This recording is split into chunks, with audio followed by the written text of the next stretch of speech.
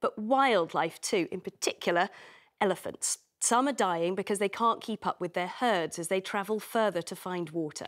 And as that search takes them closer to farms and villages, there's been a big rise in elephants being killed or injured by people. I went to visit an orphanage in Nairobi, where they're seeing an influx of elephant babies needing help.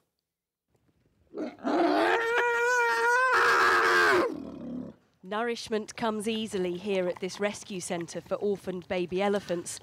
They enjoy milk feeds every 3 hours, day and night, from keepers who dedicate their lives to saving these magical creatures. It's a far cry from life in the wild during the worst drought in 40 years. A mature elephant in a day will consume between 200 to around 300 litres of water, you can imagine, and they don't have any at the moment. They, in terms of foliage, they feed about a quarter of their body weight. So you will imagine an elephant weighing about 6.5 tons or 7 tons, looking for food to sustain that volume of the body. It is stressful for them.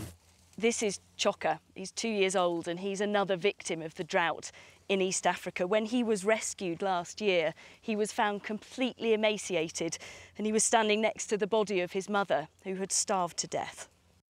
Other babies are discovered abandoned, unable to keep up with herds travelling ever longer distances for water. They come in a very pathetic state, very emaciated. Likes of Sakataisa over there. She came in, cooked as a skeleton. She wouldn't even support herself for about 3 months. Whenever she went down to sleep, we had to support her up. We had to put her on her feet. Right now, you can look at her, looking healthy, happy, back to being an elephant again. As many as 70% of these orphans are here because of drought, but it's not simply a case of lack of access to water and food. The charity Save the Elephants is monitoring populations. They're seeing herds increasingly making journeys into areas where people aren't used to them. They get scared, they fire a gun, the elephants get scared, they charge, or they run away and bump into someone else. And that's where you get this conflict occurring. And last year we saw half as many elephants killed from conflict like that as we did killed from poaching during the height of the ivory crisis. Conflict with humans accounted for at least 70 elephant deaths last year.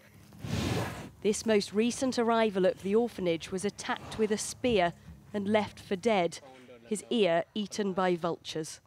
A few are lucky to be identified or spotted. A few are rescued. Many of them are dying. So I'm very much worried on the days to come for these wild special creatures. They are going to die if the rain is not going to come sooner. These elephants will be released into the wild when they're ready, usually around 4 years old. But what kind of world are they re-entering?